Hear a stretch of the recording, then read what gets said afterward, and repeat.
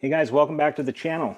Today we are going to finish up our Pro Chucker 7 series with the die setup. So first off, we're going to be using the RCBS 3-die carbide taper crimp set 9mm Luger.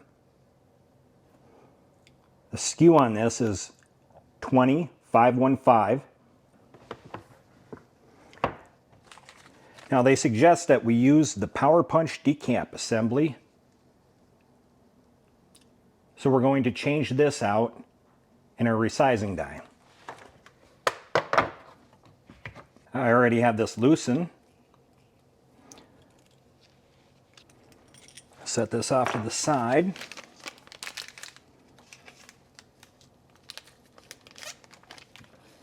Now this Power Punch decapping assembly, you can see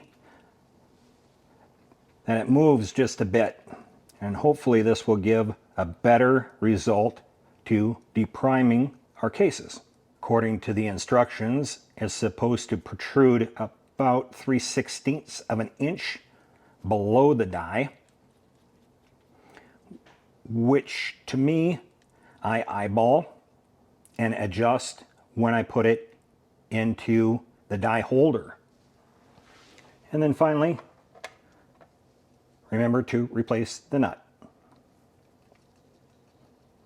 We'll make final adjustments when we put this into the die holder. We'll also be using the Pro Chucker 7 die plate, part number 88917, the lockout die, part number 87540, and the bullet feed die, part number 82351. Hey guys, in this video, you'll notice us using a blue polymer coated projectile. These are from the Blue Bullets company. They're absolutely fantastic and they're at a great price. What makes it even better is that they're offering an additional 5% off if you use the promo code K2Blue. So make sure to stop by thebluebullets.com and order yours today. All right, so now we're getting ready to place the dies in the die plate. I stripped everything out of here so we have a blank canvas to make it a little bit easier to visualize everything. So the first die that we're going to place in station number 1, which is right here, is the resizing and decapping die.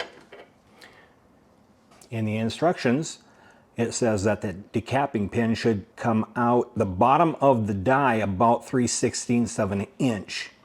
I typically get it as close as possible, and then if I have to set it differently while it's in the die plate, I make those micro adjustments in the die plate after I place the die.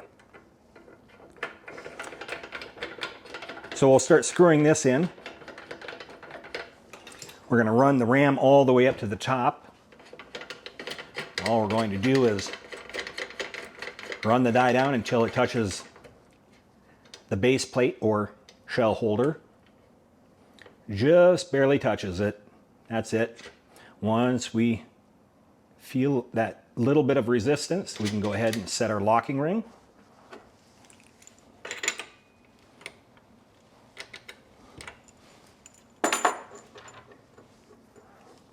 And then we can go ahead and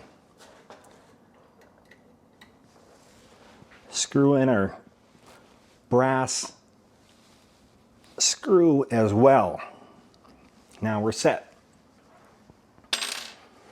Now we'll make sure that this is set where we want it to be. So I have an empty case, once fired case. It still has its spent primer in it. So we'll go ahead and see. We just want to make sure that we get full resizing and to knock that spent primer out.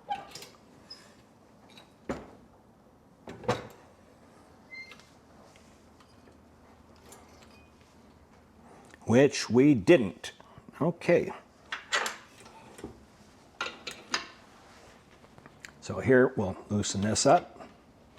We'll turn the decapping rod down just a little bit.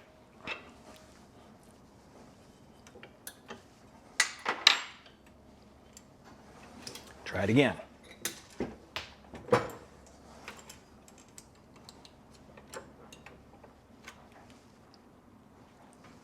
There we go. So now we have a fully resized and deprimed case.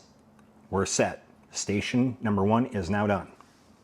Now, for station number 2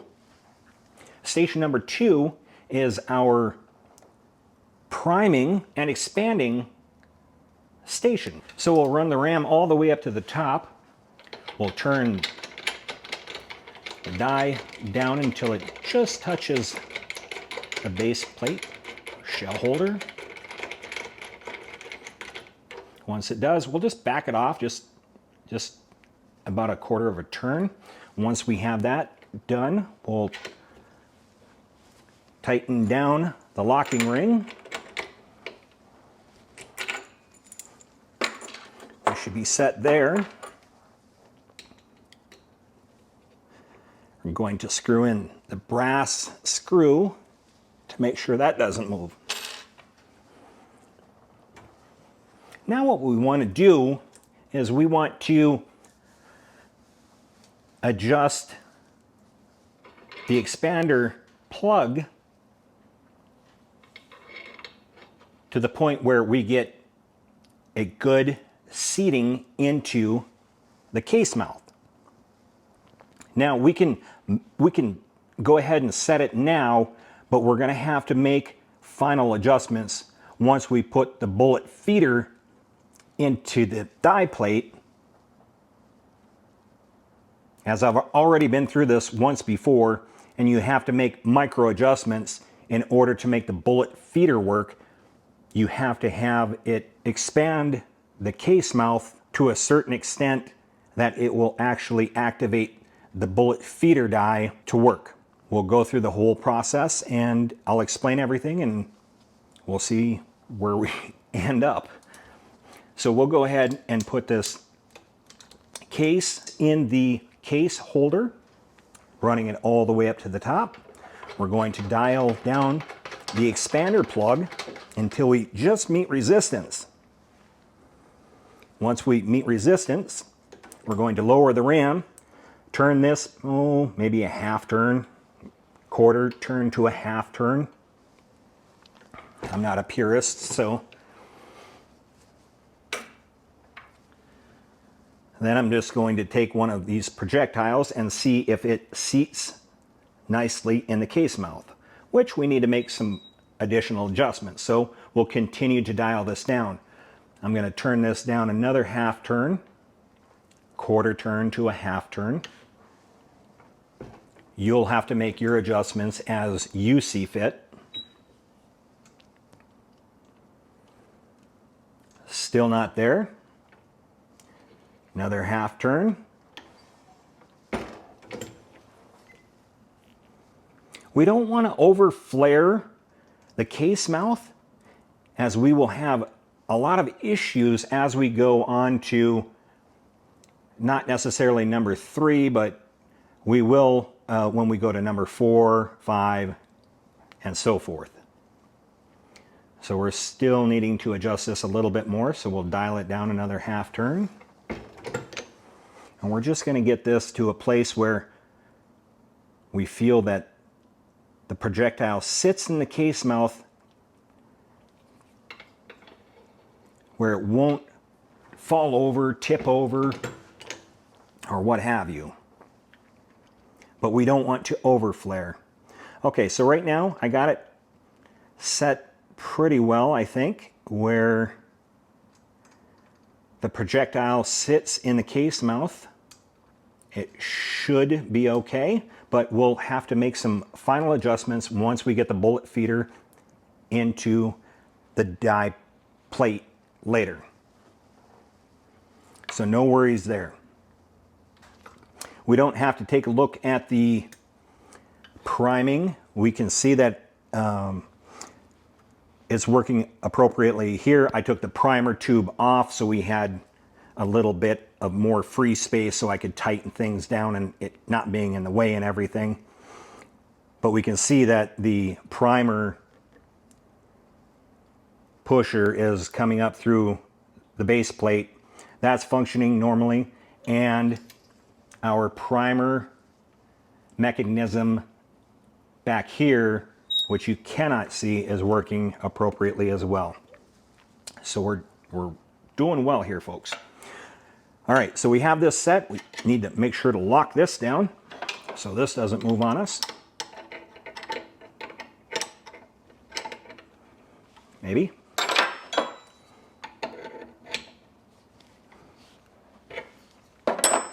Snug, but not too snug. All right. Now, on to the powder charge die. Don't worry, I'll fast forward this so you don't have to watch me sit here and turn this down into the die plate. But I'm going to put that empty shell back into the shell holder, and then I'm going to run it up to the top and then turn this down until we get a full throw here all the way up to the top. Okay, now we have it where we want it. We can tell by the throw. I'm just making sure that you guys can see this here. There's a full throw here, so we're good. That's set. We're good. We're just going to leave this loose for right now because the powder lockout die is next, and it's hard to get in here with this, so I'm going to leave this loose for right now. So I'll come back and tighten this down here in just a second. All right, here is our powder lockout die, or lockout die. So the trick to this is this comes with two attachments. You want to make sure that you have the appropriate one that you need. This one fits for the 9mm, the other one does not. Now, there's two different methods. I'm going to show you how I did it. There is a bench rest method. You can place a shell on the bench and you can make your adjustments, and you can, in order to adjust it, you just hold this piece right here and then you turn this back and forth in order for this to go up and down. So the trick is we need to make sure that this locks out. This die will only do two things. Number one, it will stop if there's no charge, or if there's a double charge. So if we set this to, let's just make up a number, 3.5 grains of powder. If we have 3.6 or 3.4 grains of powder, it won't lock out on us. It will only lock out on us as if we have no charge or a double charge. So it's not smart enough to tell us if we have a 3.5 rather than a 3.6 or a 3.4. We'll get going here. We're going to turn this in.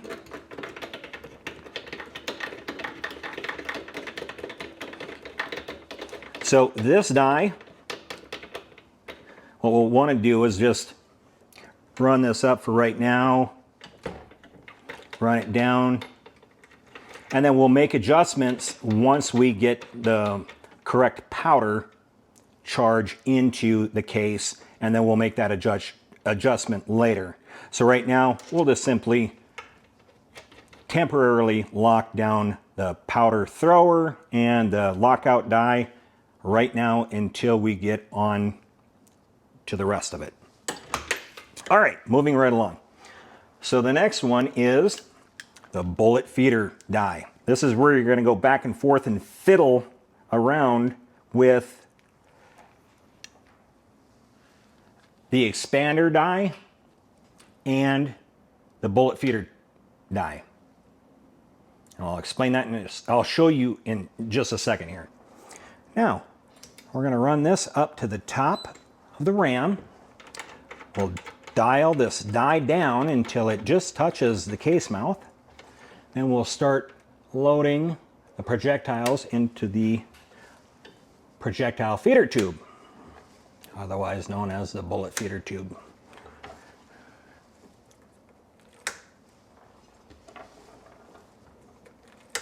All right. Now, if we have our case mouth expanded where we need it to be, it should activate and grab one of these bullets and pull it down. Okay? So, what we do is we watch there, and you can see that it did work. So, we're going to try this function again. There you go. Now, what we're looking for is simply that it's seated nicely in the case mouth, that it's not tipped over to one side, and that when it goes to the next station, that it doesn't fall over. So right now, we can say that yes, it does work. We can temporarily lock down the locking ring and go to the next station, which it didn't fall over, so we're good to go. Now for our final installation of our bullet seater and crimp die into the die plate. This die will come in, well, this one has 3 different pieces. It has the die itself and then the bullet seater plug. Now you should have 2, one for round nose and one for flat nose. For this one, we're going to use round nose because we're going to be reloading 9mm round nose. So now what we're going to do is place this into the die plate, screw it in a couple of times. Remember, we have this seater plug dialed all the way out. We're going to take a resized, deprimed, expanded case, place it into the shell holder. We're going to run it all the way up to the top of the ram. Now we're going to dial down the die until we feel the die just touch the case mouth. Don't go wild. Once you feel it touch, stop, lower the die, back this out 1 full rotation. Now we can set our locking ring temporarily, because now what we're going to do is we're going to make a dummy round. What we'll do is we'll take a projectile, we'll put it into the case mouth, making sure that it's straight, run it up to the top of the die. Now we're going to dial the bullet seater plug down until we meet resistance. And all we're going to do, okay, now I can feel it touch the projectile. So all we're going to do is make micro adjustments of 1/8 inch turns until we seat the bullet into the case to that 1.1. Here we go. 1/8 of a turn. Check. Not there yet. 1/8 of a turn. Check. Not there yet. 1/8 of a turn.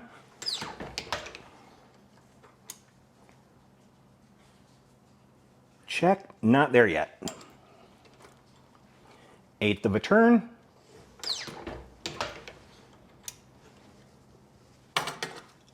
And we're there. Now we have this set to the cartridge overall length. The second portion of this is, well, first off, if you are going to only seat your bullets, you can go ahead and lock down this nut and you'll be done, and you can go ahead and start reloading. if you want to apply a crimp while seating the bullet at the same time, I'm going to show you how to do that next. Here we go. I'm going to turn the bullet seater plug all the way up.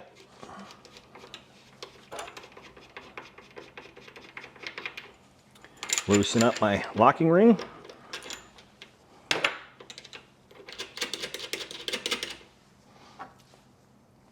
Now I'm going to take my finished cartridge, measured at 1.1, put it into the case holder, run it up to the top of the ram. Now what we're going to do, bullet seater plug, I'm just going to remove this just to make it a little bit easier. We're going to run this down until we feel it meet resistance. Now I can feel resistance. Now all we're going to do is we're going to set our crimp where we want it to be. So I'm going to drop this down a little bit, turn this about 1/8 of an inch, run this back up to the top of the stroke. I'm going to see if I like that. Not quite there. And turn it about 1/8 of an inch. Okay. So I like that right there. We're still at 1.1, so we're good there. I like the crimp. I just want a little bit of a crimp on this. I don't want to go hog wild. I don't want to cause pressure issue problems by over crimping. The main thing for the crimp is for ramp feed issues from the magazine into the chamber. 1. 2, we want to make sure that while we store this in whatever container that we have and it's bumping along with all the other cartridges, that it doesn't get pushed in to the case or wiggle itself out. That's the primary reason why we do a crimp. Now, we have the crimp set, we're good to go. We are going to lock the locking ring.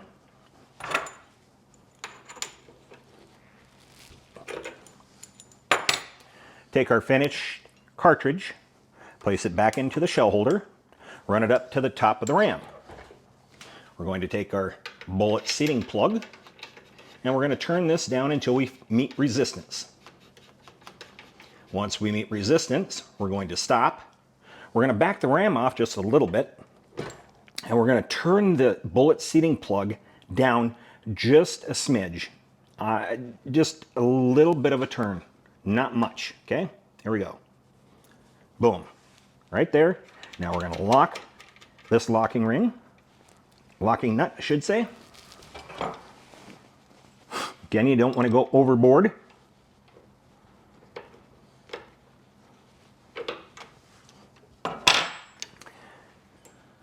Now, if I have this set correctly, when I run this up to the top of the ram,